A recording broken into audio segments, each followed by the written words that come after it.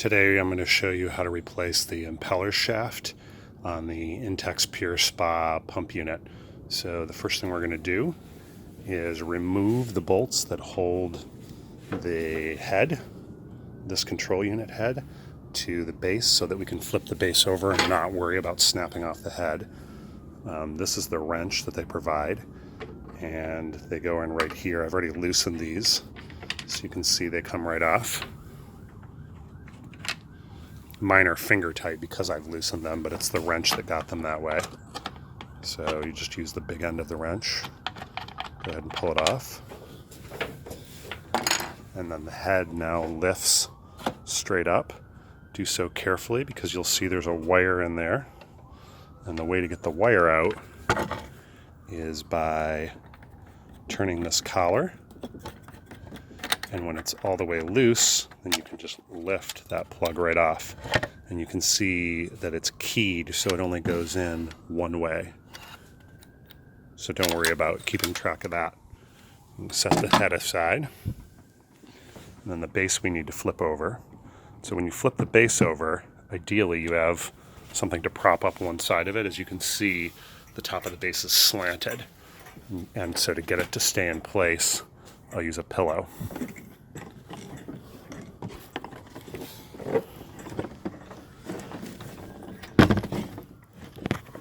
You may get some water coming out here, so just be mindful of that.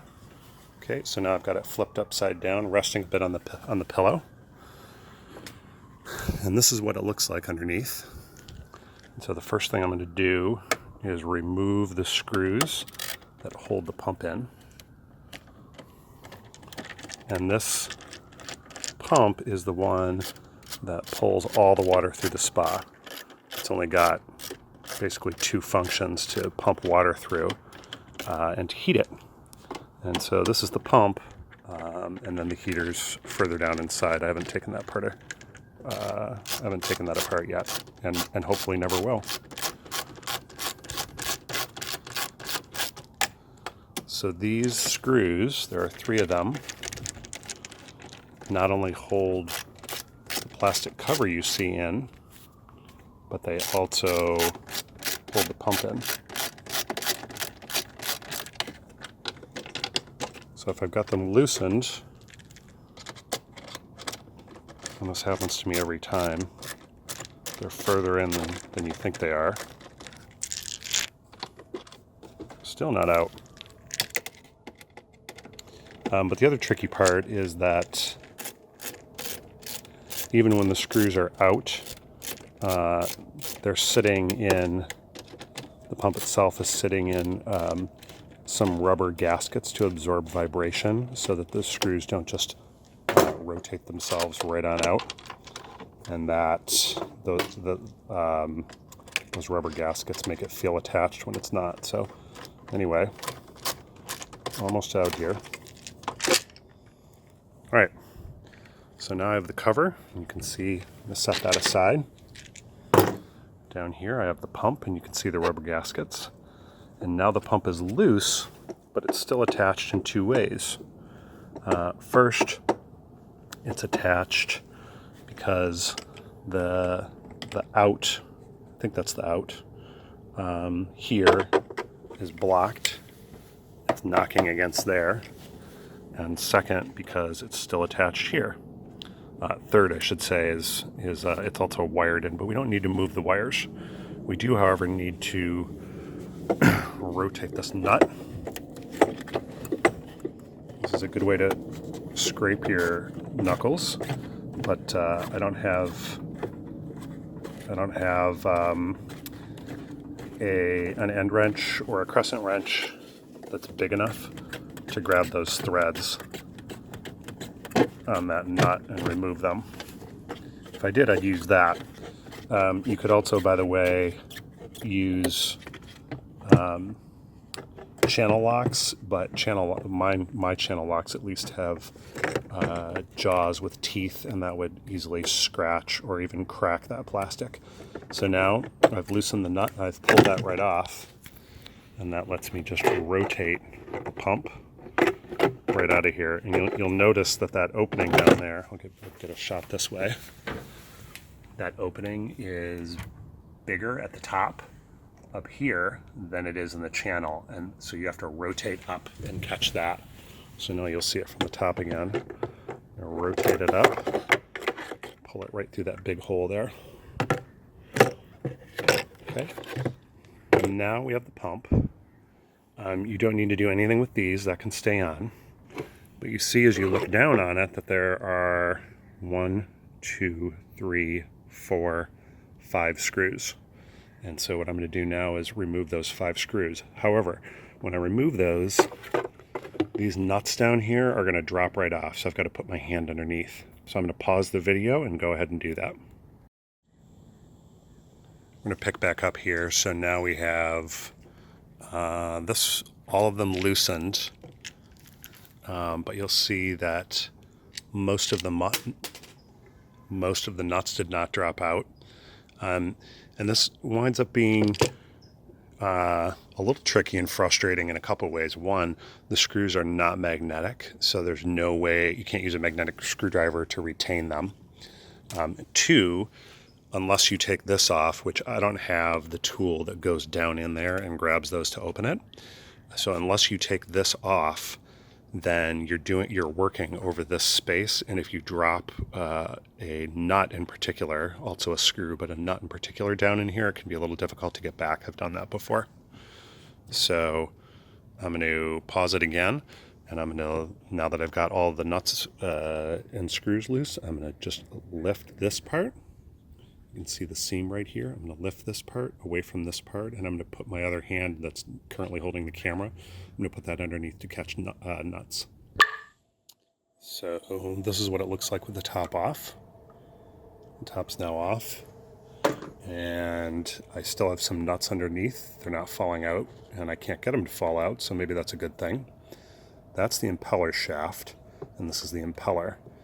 And this will feel almost sticky, but that's because it's held in magnetically. So I'm going to pull it out by breaking that magnetic connection. And you see here that what we've got is and that's a little hard to see because of the exposure, I'm sorry to say. But what's down in there is a rubber receptacle, and it takes one end of the shaft, and then the other end of the shaft, the top, goes into a similar receptacle right here. So one end of the shaft goes down there, the other end of the shaft goes right here. There's the impeller, and there's the shaft. And what you'll see in this shaft is that it's scored. You see that?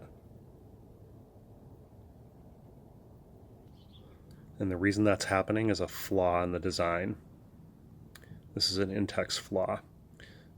And it's happening because there's a little bit of wobble from this going side to side as it turns, and as it wobbles, then the insides of this gradually start cutting a groove into here.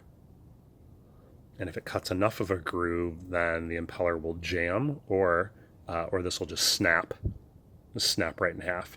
Now the one you have in yours, if you haven't worked on it before, will be white, and it'll be ceramic. And I've tried 2 other materials. This particular one is carbon fiber. The other one I tried is brass, and brass has worked a little bit better. I still haven't found the ideal material. This is exactly 2 7/8 inch long. I'm not going to cut another carbon fiber one, so I'm going to go get some brass rod, which I got at Home Depot. This is 1/8 inch, 1/8, and I'm going to cut it with a Dremel cutoff tool. You could also do a hacksaw, but you may have to sand it down because hacksaws aren't very precise. So I'm going to get a Dremel cutoff tool and do exactly 2 7/8, and I'm going to use this. So why carbon fiber, why ceramic, why brass? Because this is magnetic. So if you use a shaft that was magnetic, made of something harder but ferrous, like steel, you'd be screwed. So we have to use non-ferrous material, and it's a little hard to find at least for me, with consumer suppliers, like a Home Depot or a regular hardware store, or so far even the internet. The hardest materials I've been able to find that are non-ferrous, non-magnetic, have been the three that I listed: ceramic, brass, and carbon fiber. So for those of you who haven't seen a cutoff wheel before, which is what I use, that's what it looks like. It's great for doing pretty good, precise cuts. And so this fits into a Dremel. That's my Dremel knockoff. And then I use that, just a stone, to smooth down what is our new shaft. So now I'm going to show you the old shaft and the new shaft. The old shaft, of course, is the one that's scored there. Here's the new shaft. That's the brass, and you can see that I just lightly polished the end. I don't want a sharp tip here scoring up the inside of those rubber boots that we looked at earlier. So now it's ready to go back in. And you'll see, here's our impeller. And I'm going to take the brass rod, which you can see fits snugly, which is a good thing, since we know that's the problem. Snugly inside there. Oh, I want to be careful of that. You can, as you saw, it jumped in, and that's because there's a strong magnet in there. And now I'm just going to make sure that I've got, I don't. So you won't be able to see this, I think, very well. Oh, you can see it better this time. So there's that little rubber boot at the bottom. I'm going to go ahead and push my brass rod in there. It's a nice solid fit.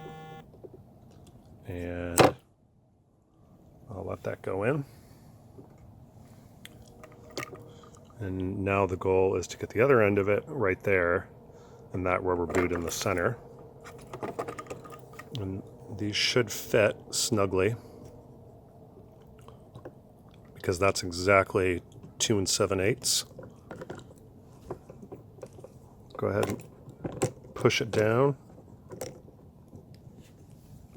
And it does fit snugly. Now I'm going to pause for a minute and put the screws back in. And so you remember we've got the 1, 2, 3, 4, 5. And so I'll put those back in right now. This is reminding me that there are a couple more tricks to this that are worth mentioning.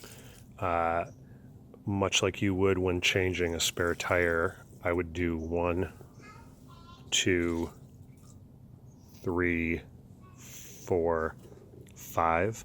Cross the screws in a star pattern as you put them back in, so that you can make sure that you're not tightening one side down too much and therefore putting it in at an angle. Doing it that way in a circle, in a star pattern rather, should ensure that you got it pretty evenly snug all the way around. And so I did a first round with them without tightening them down hard. I threaded it like 95% of the way. And then I'm going to do a second round and tighten them further. And you don't want them overly tight, but you want them very snug. Another thing to mention is this screw right here is immediately underneath this pipe. For me, with a long Phillips screwdriver, I was able to come in at an angle and do a pretty good job with that. But if you can't do that, then I would recommend loosening this here on the other side, loosening the bottom of it and pulling that tube off, rather than taking this off. I don't know what kind of seal is under here, but the fewer pipe seals that you have to break, the better. If, for example, this was a glue seal, then that would be a pain in the neck to put back together. This is pretty straightforward. If you unscrew that and loosen the pipe clamp, then you should be able to pull that straight off and then drop a screwdriver straight down. I didn't have that problem, but in case you do. So now I'm ready to put it back together, and here's something important to notice. This fell off and was lying in there. You want to make sure that this goes back on here before you put it together. And it's a little hard to see, but right here, that is, you can see how that's how it's got ridges in there, and this washer has one side that is ridged as well. And so these ridges, you see it a little better there, fit right over this. And when it's pressed into place correctly, then it should stay on its own without much effort. It gets pulled away when you disassemble it, but it should stay in place. I need 2 hands, so I'm going to set this down. So that's what that should look like when it's back snugly in place right there in the center. And now we're ready to put it back together again. Remember, start from the top where it's big to fit it through, and now slide it down.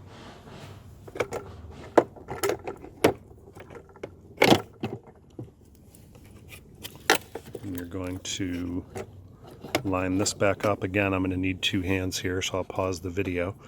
But I'm about to shuffle this around a little bit so that I can get that back over and then tighten the lock nut. So now this is tightened down. One thing to watch for here is when you get to the very final edge of tightening, it'll start dragging the rubber tube with it, and you don't really want that. So if you support the weight of the pump, hold it back a little bit while you're tightening this, support with one hand and turn with the other hand, it should grab this less. You don't want it turning because it'll turn the whole pump with it, and it's better not to do that. With that said, the reason it's rubber, I suspect, is to give you a little bit of play. So now I can rotate back down a little bit to tighten this screw, and the rubber tube just rotates with it without putting too much strain on it. So now I'm going to put the screws back in. With the cage, we'll take the cage. So I'm going to tighten 1, 2, 3 screws. They're gonna feed right into those posts below, and they're gonna tighten the pump and the cage down on top of it. And I'll do that now. Once again, to be careful, I don't tighten it all the way down in this first pass. I tighten it most of the way down until it's just barely snug, and then I go back, snug this one down, and then snug this one down, and then snug this one down. And these don't need to be too tight either. In fact, what you want is you want them to be, you want them to be snug, but no more so than that. Don't torque down on it. There's, you remember, there's rubber in there to absorb vibration from the motor and help keep the screws in, and you don't want to essentially compromise that by so over tightening that you're doing nothing more than crushing the rubber. I need to flip it over and put the control panel back on. 1 second. You remember we looked at that keyed connector earlier. So now it's time to put that back together. Match that key.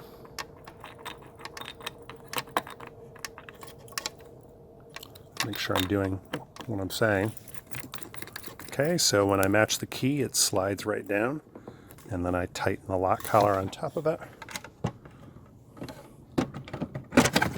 Neck back. Take our, not sure if these should be called screws, but they are threaded.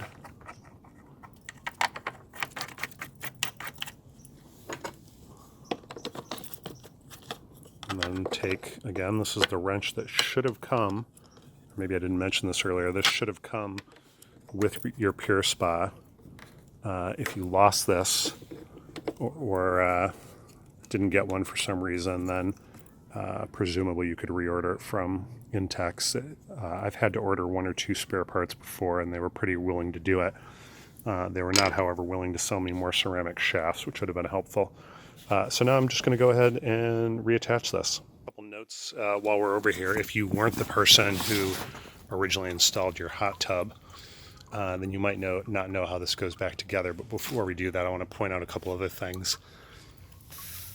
These are more accessories that came with your PureSpa when you bought it. That is a flat plug that goes over the intake C. Here are 2 more flat plugs that go over intakes C, and the top one is the output jet. of heated water. Those are there, those 3 plugs are there in order to keep the water in the tub so I don't lose it all when I'm doing this. And there's a 4th one that fits right down here. And that leaks a little bit, but that goes over the intake from the hot tub. Excuse me, goes over the bubbler. I think that's the bubbler. So if you didn't put your hot tub together originally, essentially all that happens is this slides over there, this slides over there. After I take that cap off, that slides in there and the lock collar goes on, and we tighten all 3 of the lock collars, which I'll do now. I've attached all 3, tightened down the collars. I've removed the plugs inside so it looks more like what you're used to. I'm going to leave the filter off for the moment, just for the purpose of testing. The filters add a little additional strain in the motor, and I don't see any reason to have that when I'm powering it on. And then lastly, this shield, which presumably you took off at the beginning, but that sets in there and then clicks down. So now let's take a look. I've plugged it back in. I have power. This is the current temperature of the water, is 57 degrees. Power it on, and then I'm going to go ahead and it's good noise. You hear the pump spinning, so it's doing exactly what it should. And I've got a nice jet of bubbles here from the water that you can see is steadily coming in from the hot water feed. So that's it. We're in good shape, and I'm going to go ahead and spin the filters back on. Those 2 bottom feeds that say C there and C there. I'll put the filters back on and we're ready to go. Thanks.